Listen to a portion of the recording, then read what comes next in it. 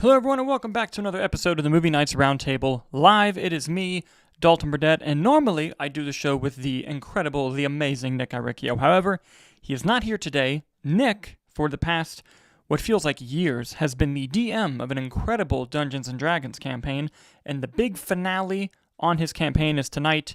It's a big event. I'm proud of him. I hope everything is going well. He's crushing that right now, so I'm going to write it solo today. Thank you if you're joining, and if you're brand new here, kind of let me explain a little bit how the show works. We'd love to talk about all things movies and movie news related, and in today's show, the main topic, obviously what you clicked on, is we're going to talk about Jake Schreier, the director of Thunderbolts, in talks to direct the X-Men film for the MCU. However, we have a couple things to talk about before that. We have trailers to go over. We have new writers for the Beatles films, and we also have to talk about Clayface getting a rewrite, which is insane. So, lots to talk about, lots to dive into. It's going to be fun. Just a few things first. One, if you're joining us live and you're in the live chat, please leave comments and communicate. I'll pop them up on the screen like so, and we can all be a part of this wonderful community together. If you feel so inclined to send a super chat, please don't feel like you have to, but if you feel inclined, we'll obviously prioritize those questions over the others. Just to give you a heads up, it is storming hard here in Orlando, Florida right now, and if you hear anything, or if the power suddenly cuts out, that's why, and if the stream suddenly ends, I mean. Also, my amazing dog is sleeping on the floor next to me, but he's prone to suddenly bark, so if that happens, I apologize, but it's going to be a good show. We're here, we're having fun. Let's get into the first thing we want to discuss, and that is 3 trailers came out this past week that I really want to talk about and really want to get into. And those 3 trailers are The Conjuring, The Last Rites, The Conjuring 4, Honey Don't, and Peacemaker Season 2, which just came out earlier today or yesterday, I believe. Now, The Conjuring, Last Rites, is obviously the latest film in the Conjuring franchise, which you can see here. I believe it is being directed by the person who directed The Conjuring 3, The Devil Made Me Do It, which was Michael Chavez, I believe is his name. It's not James Wan, unfortunately. And we wish it could be James Wan. My thoughts overall on the Conjuring franchise first.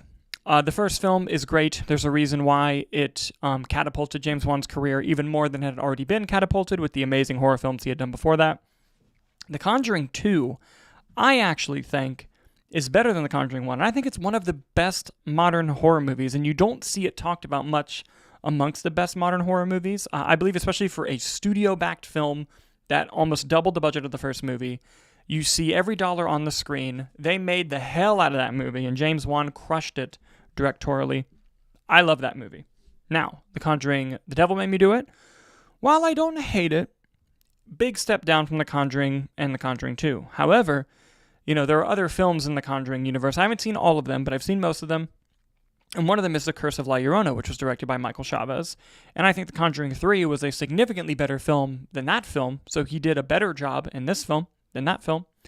But overall, didn't love it. But what do I think of the trailer for The Conjuring: The Last Rites? Did the trailer live up to the hype? Does it look good? It looks good. It didn't, blow me away with excitement. It didn't get me as extremely hyped as I'm going to be just because I love these franchises, I love these actors and these characters in these movies. But it's not a bad trailer. Visually, it looks very creepy. There's obviously going to be some really good jump scares, which Michael Chavez is good at. And his movies, even the ones I don't love, have really interesting visuals to them. He knows how to create a very scary looking image. Like in The Curse of La Llorona in the beginning, the image of the mother drowning the kids was horrific. There's also a great jump scare in that movie used with shadows. There's a great jump scare in The Conjuring 3 and a morgue. He can do some good stuff. I'm curious to see how this is going to turn out for him. This is such a small nitpicky thing. I don't like how The Conjuring, The Devil Made Me Do It is color graded. I'm just not a fan of the color style of that film, and it's all over this trailer. I guess it's just a staple of how Michael Chavez likes to color grade films. I'm just not a big fan of it. I know that's such a small thing to get hung up on, and it's not going to make or break anything for me, but just wanted to be honest and point that out. However, the plot looks interesting. It's really kind of divvying up the fact that this is going to be the last Conjuring movie, and it, reminds you that these are based on the real cases of Ed and Lorraine Warren. And, I love Vera Farmiga. I love Patrick Wilson. Anyone who's watched this channel for a long time knows how much we love Patrick Wilson here. And, I think the film is going to be good. I have full, hope that it will be. I thought the trailer was okay. I'm hoping that, we can get some more of that later on in these movies. But moving on to the next trailer, and this one is what I'm really excited about. This film is directed by Ethan Coen, one half of the Coen brothers, and it's called Honey Don't, and it stars Margaret Qualley, Chris Evans, Aubrey Plaza, and oh my gosh, who plays the cop in the film? Hold on, give me a second. Charlie Day. That's right. How could I forget about Charlie Day? This film looks fantastic. I love this trailer. This is probably my favorite trailer of the three that I'm going to be talking about. Ethan Coen recently made the film Drive-Away Dolls, which I thought was okay. It's way too style over substance, but the performances are great. There's really funny story beats, and the comedy in the movie works quite well. This looks more like a balance of the comedy, drama, mystery that the Coen brothers are sort of known for. I'm really intrigued by the premise. I'm really intrigued by Chris Evans's just slimy church character. It just, you can tell it's going to be for some interesting fun. And Margaret Qualley is an amazing actor, one of the best actors working today, so is Aubrey Plaza.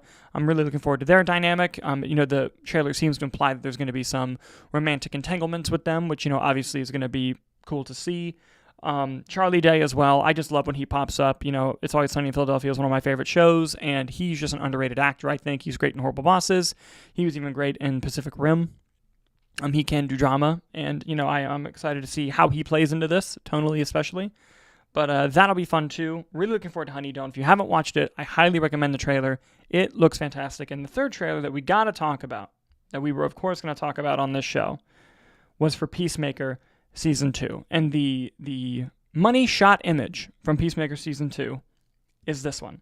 I know it's a bit small on the screen, but it clearly looks like multiverse Peacemakers happening in one scene. And basically, getting into it, the trailer I really liked. I was a big fan of the first season of Peacemaker. That one was more canon to the DCEU. This one we've talked about on the show several times, how it is, but it's not. And we're curious how they're going to explain that. And it looks like they're going to explain it through this way. Now, again, I have no idea what's going to actually happen. But what it looks like is going to happen, it looks like through the multi-dimensional thing that his father had, he's going to go into another universe. And is that how we get the introduction to the DCU? That seems very curious to me. It would be funny as shit, and this would be very James Gunn. It would be funny as hell if it opens up on the DCEU Peacemaker that we know. He goes into the closet, he goes into the new universe, sees the new Peacemaker, and that new Peacemaker just kills him. And he goes, that was weird. And then we just follow the new universe Peacemaker. That'd be so hilarious. So it'd be interesting to see if that would happen. I doubt it, but I'm just very curious to see how they're going to handle it, because they have to address it somehow, that this is part of a new universe, even though it's a season 2 of a show that already exists. Speaking of it being in the new universe, we already have some cameos in the trailer from people who are going to be in the DCU. We have Nathan Fillion's Guy Gardner. We have Isabella Marced's Hawkgirl showing up. We have Sean Gunn's Maxwell Lord, who I don't know if they appear in Superman or not. I think they do. We also have Frank Grillo as Rick Flag Sr. from Creature Commandos and the upcoming Superman, which we know he's in. So, it's clearly establishing as part of that world. I'm just curious how it's going to deal with this multiversal aspect of it. I think it'll be fun. It'll be interesting.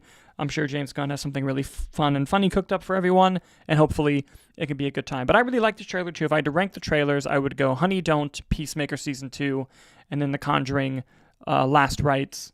So have you guys had a chance to watch those trailers? If you haven't, please go watch them. I'd love to see your thoughts about them in the comments below. Please come back and comment what you thought of these trailers, and how do you think Peacemaker is going to handle the multiversal aspect of it? Let us know in the comments as we move on to our first main topic story today, and that story comes to us from The Wrap. Before we get into that story, though, a little background. As we know, speaking of the DCU, there is a Clayface movie coming from original writer Mike Flanagan, who is one of the best writer-directors working today, in my opinion. I think he's incredibly underrated. I cannot wait to see The Life of Chuck, which comes out later this year. And it's being directed by James Watkins, who recently directed the remake of Speak No Evil, starring James McAvoy. We've been covering that extensively on this show. That's not news. However, there have been some rumors going around about the script of Clayface. A lot of people, insiders, scoopers, claiming that it was more of a draft one and that it wasn't really complete. Others saying that Mike Flanagan can't really work on it because he has commitments to the Carrie series and he has another movie upcoming that he needs to direct. So, the Exorcist movies. So there was a bit of a thing in the air of, well, what's going to happen with this Clayface movie? What's going to go on? other rumors started happening that James Watkins was just going to do a director's pass on the script, which is normal. But Jeff Snyder, who we reference all the time on the show in his Insider newsletter, claimed that there was going to be a page 1 rewrite of the script with a new writer. And that ruffled some feathers. But The Wrap then comes in and releases this article, and it says, DC Studios taps Drive writer, forgive me if I pronounce this wrong, Hossein Amini to rewrite Clayface. And it mentions, of course, that Mike Flanagan wrote the previous draft of the script. Here's what the article has to say.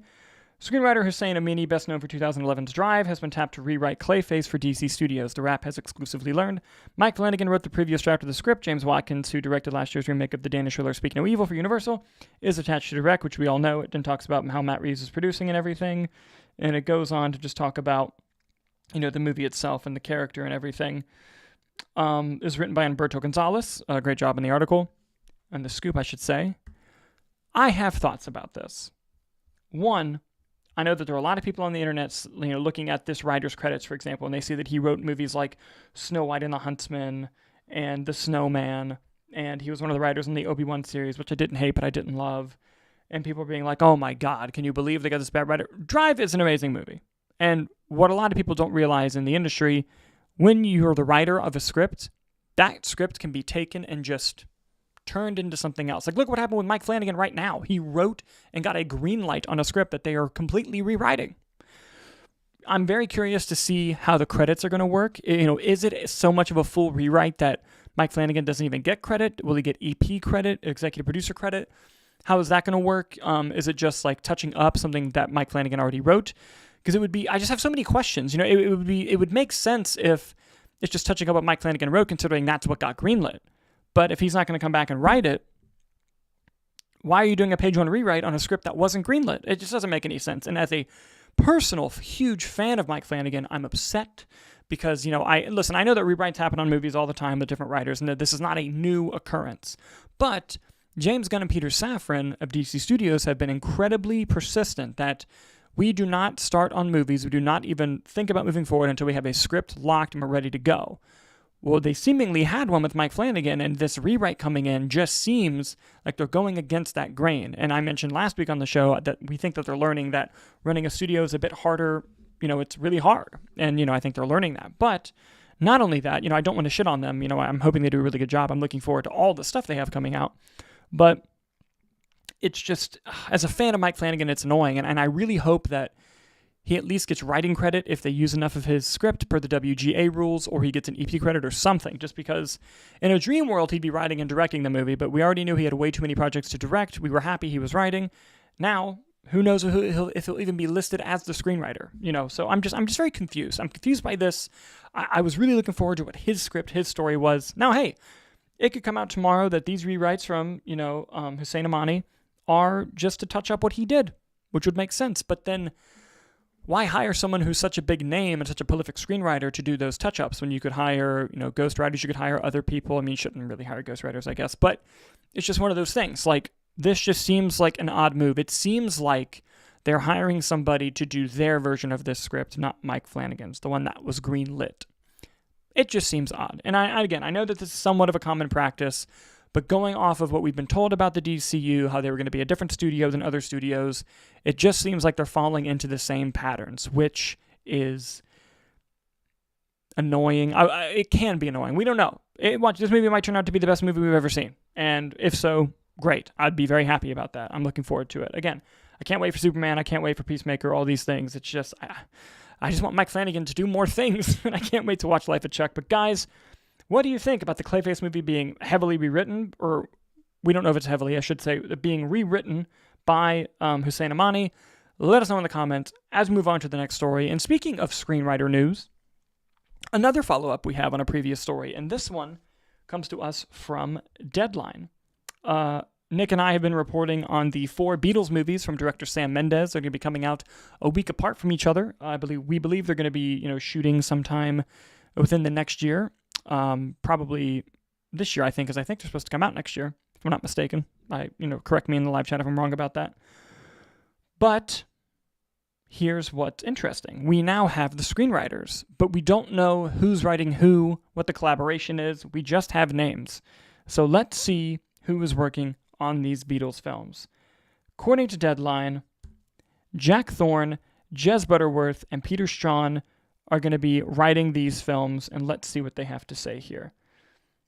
I mentioned earlier, like this, right here, it's unknown if each film, or if each will be writing their own film or will be collaborating on all 4 films. I would imagine it's more of a collaboration on all 4 films, but again, I don't know that. It would just be interesting to see how that plays out.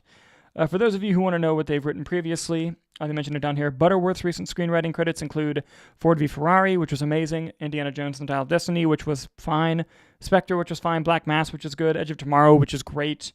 Butterworth also had an award-winning play. Straughan most recently won the Oscar for his screenplay for Conclave.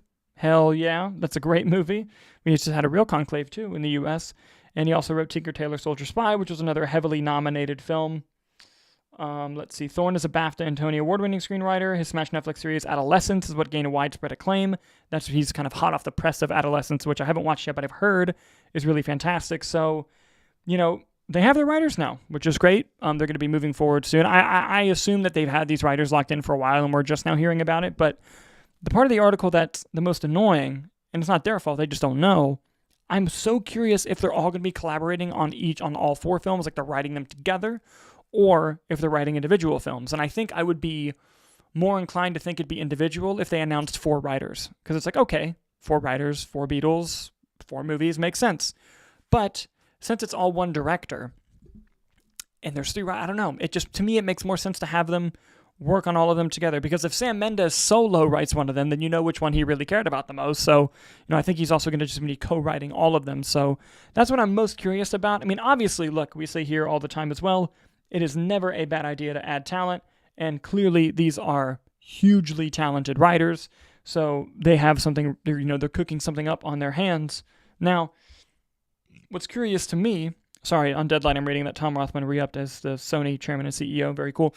Anyway, what's interesting to me is, coming off the press of Adolescence, like that writer, I'm really not familiar with their work. I'm wondering how their approach to the Beatles thing is going to be. Obviously the guy that wrote Conclave, amazing screenwriter. I hope he gets the Ringo movie just because I want the least popular Beatle to get a nice treatment for their film. I think the whole experiment in itself is interesting, which we've covered before, but I'm very curious about it.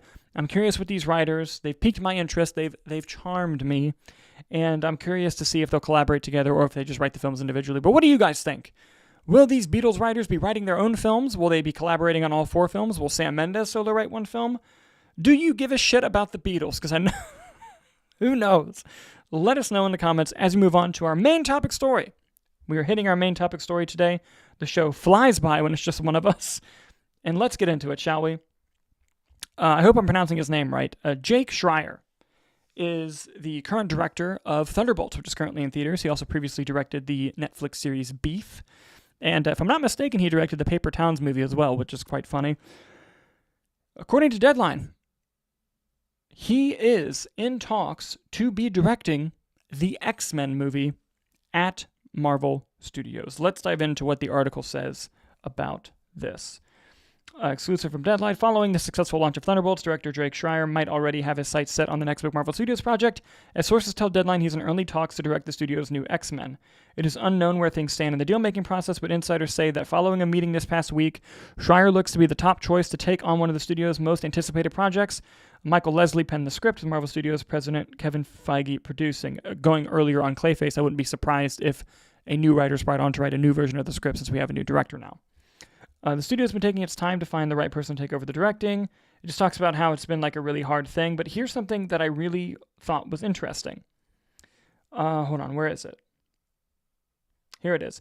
Even before reactions began to come out about how impressive Thunderbolts was, studios were already trying to get in business with the director. He was a hot name because he was working on a Marvel project. He had a great series. People were really looking forward to working with this guy. But sources say in recent days he's begun turning down jobs, and all the signs are pointing towards the fact that it's because he's about to lock a deal to direct X-Men.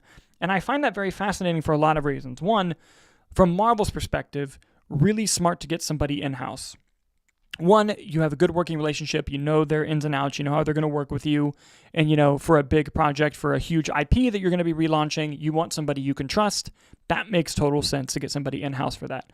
Specifically, Jake Schreier, from a business perspective, so on his side, on the Marvel Studios side, I mean, from a business perspective, this is insanely cost-effective because Jake Schreier, while he deserves a big paycheck, is relatively cheaper than most other directors that would be what their quotes would be for relaunching the X-Men. You know, if you got somebody like a Jordan Peele, who everybody wanted, or the Russos, or whoever, you're breaking the bank to get those people to direct that movie. But Jake Schreier, you know, I'm sure he's going to get a nice bonus from Thunderbolts and how Thunderbolts is doing, especially if it continues to do well next week. But he's in a position to where if he knocks X-Men out of the park, that's when he can start asking for those huge big buck director money, you know, the likes that like the Russos and all these big names ask for.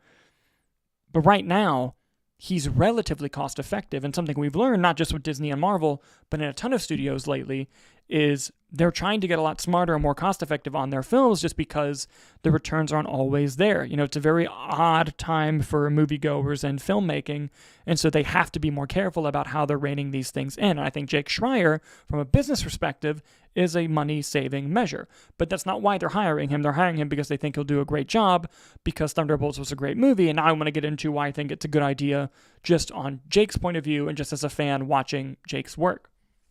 One, Thunderbolts, really great film. And it was a great film done with an ensemble, specifically with a Marvel ensemble. It was done with a lot of characters that you haven't really heard of if you aren't caught up on the MCU or didn't watch the Disney Plus shows, or it were characters that you didn't think you would really care about that were outsiders and outcasts. And I think that is a big key factor here. As we know, traditionally in the comic books and in other media, the mutants are kind of outcasts. People don't like them. There's literally legislation against them. And, you know, the fact that we have a movie about outcasts that have turned the public perception on these characters, I think is a good sign for Jake and his sensibilities in that way. Now, granted, we don't know the storytelling that Marvel's going to be doing with the mutants. Hopefully they do something like that just because it feels like so intrinsically part of who they are. But how they pull that off in an established MCU is going to be a bit more difficult. But, you know, we'll see what they got. We'll let them cook. Also for Jake, I think the fact that you can stay in business with a company that's not one, going to be paying your bills for a while, but two, being with a company that can, you know, let you kind of be a little bit free creatively. Now, granted, they have an IP to control and are going to be a little bit meddling because of that.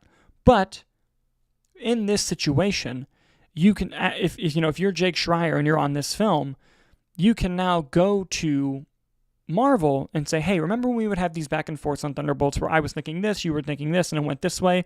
Well, here's the audience reaction to that. Here's how I like to work. You know, can we have more negotiating power when it comes to X-Men? Now, granted, that's tough for Marvel because it's a bigger IP to protect, but as this working relationship continues, they're going to be getting used to each other's good sides, used to each other's bad sides, be able to adapt to weaknesses and strengths, and be really effective in that way to make a great film. So I think that's important. Also, I think Jake Schreier is an interesting choice because of his sensibilities, like I mentioned. But not only that, launching the X-Men is a fucking hell of a task, and that's going to be hard as shit to do. And if Jake Schreier pulls it off, you think he's a coveted director now from all these people already wanting to work with him and having to turn down jobs. He's shooting up to number one on people's lists for directors to work with if he can successfully relaunch the X-Men for a Marvel brand that's not in the best place right now, considering he kind of did it with Thunderbolts a little bit already. I think this is a really interesting choice.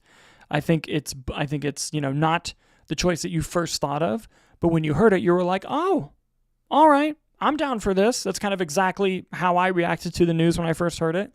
And it also tells me that they have plans for the X-Men, because if they're already getting a director attached, that means they probably planned on starting shooting in 2026 or 2027 when Secret Wars is coming out. They want to start shooting that X-Men movie. Hell, it might even be the first movie after Secret Wars comes out, which would kind of make sense if you're going to have like a soft reboot of the MCU, which we don't know for sure. But, you know, if you want to, you know, relaunch a new saga, if you will, I think the X-Men is a great place to start.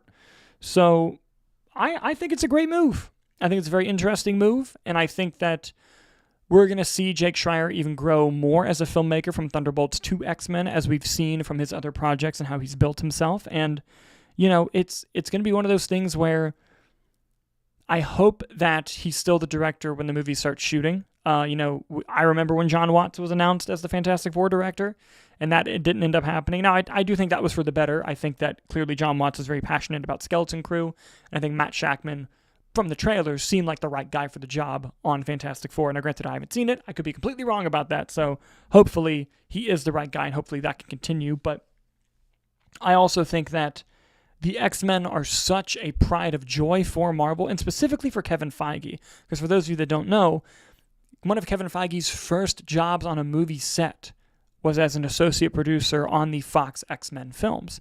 He interned for Richard Donner's company, who was the director of Superman for DC, and that's how he got into the film industry, and Donner's production company helped produce the X-Men films over at Fox. Kevin Feige became an associate producer. He picked up Hugh Jackman from the airport to take him to his audition. Like, that's how deep the X-Men runs in this guy's veins, and we know he became a huge comic fan.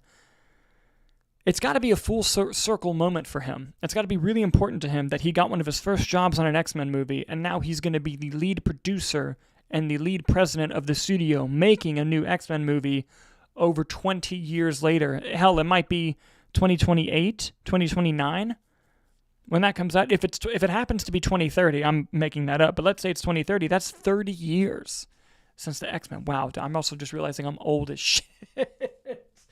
Age myself, but there's got to be a big moment for Kevin Feige. So that he's taking this project very seriously and that he wants to feel like he has the right guy. And the fact that he's looking at Jake Schreier and it looks like this deal is going to close shortly, I think it's a good sign of things to come.